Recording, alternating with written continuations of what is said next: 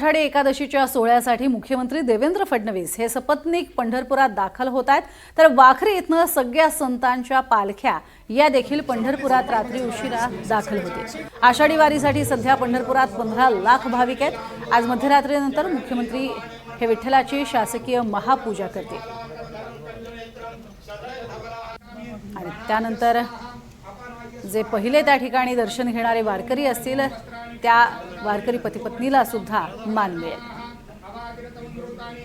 आषाढी एकादशी दिवशी विठ्ठलाच्या मूर्तीवर परिधान करण्यात येणारा डिझायनर पोशाख मुख्यमंत्री देवेंद्र फडणवीस यांच्याकडून पाठवण्यात आलेला आहे।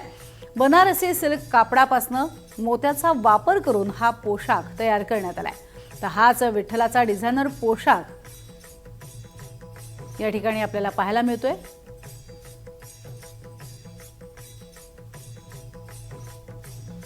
विशेष स्वरूपाचा असा हा पोशाख तयार करण्यात आलेला आहे आणि हाच पोशाख आपल्याला दाखवतात आमचे प्रतिनिधी संकेत कुलकर्णी।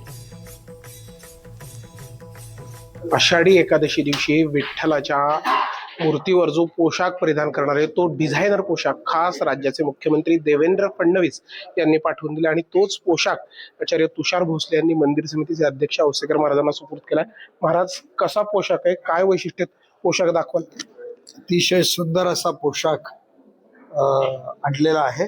आपण जर बघताल, जर हे देवाचं सोहळं आहे, या सोहळ्याला जे नक्षीकाम केलेलं आहे अतिशय दर्जेदार असं नक्षीकाम केलेलं आहे आणि याचं जे वस्त्र आहे हे काशीचं, आपण ज्याला बनारस सिल्क म्हणतो, हे बनारस सिल्क आज त्याने आणलेलं आहे। त्यानंतर देवाचा हा दुपट्टा आहे किंवा याला आपण शेला म्हणू, तो सुद्धा अतिशय सुंदर असा त्यांनी सुंदर असा विंटलेला आहे आणि त्यानंतर ही देवाची सगळी अंगी आहे ही खास बनारस सिल्क मध्ये तयार केलेली आहे।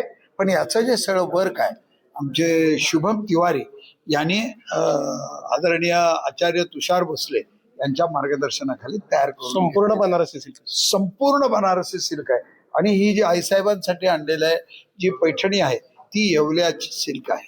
हा पोशाख साधारण मुख्यमंत्र्यांच्या महापूजेनंतर कधीपर्यंत राहणार? हा दिवसभर राहील। हा एकादशीच्या दिवशी पूर्ण दिवसभर राहील। दुसऱ्या दिवशी सकाळी हा पोशाख काढला जाईल। तर हा आला आहे देवेंद्र फडणवीस यांनी खास विठ्ठलासाठी पाठवून दिलेला डिझायनर पोशाख। व्हिडिओ जर्नलिस्ट अजित देशपांडेचं संकेत कुलकर्णी, NDTV मराठी, पंढरपूर। तर सध्या पंढरपुरात विठ्ठलाच्या दर्शनासाठी प्रचंड गर्दी झालेली आहे आणि याच गर्दीमध्ये जेनझी असणारी तरुणाई सुद्धा पाहायला मिळते। सध्या विद्यार्थी आणि तरुणांचं दिल्लीसह देशभर आंदोलन सुरू आहे आणि अशा तरुणाई ही पंढरपूरच्या वारीत सुद्धा आहे आणि याबाबतच तरुणांशी संवाद साधलेला आहे आमचे प्रतिनिधी संकेत कुलकर्णी यांनी। दिल्लीमध्ये विद्यार्थ्यांचं आंदोलन सुरू आहे आणि या आंदोलनाचे पडसाद जे ते देशभर उमटताना दिसत आहेत आणि याच देशभर पडसाद उमटत असताना आपण सध्या पंढरपूरच्या वारीत आहेत की तिथं ही जेनझी असणारी तरुण पिढी आहे, जी तरुण पिढी आता विठ्ठल भक्तीत रममाण झाली आहे। आपण यांनाच विचारू, काय नक्की माहिती का दिल्लीत आंदोलन सुरू आहे? हो, माहिती आहे। कशासाठी आहे? तो पेपर लीक झाला म्हणून होतं, पण आता राजकारण घुसलं त्याच्यात।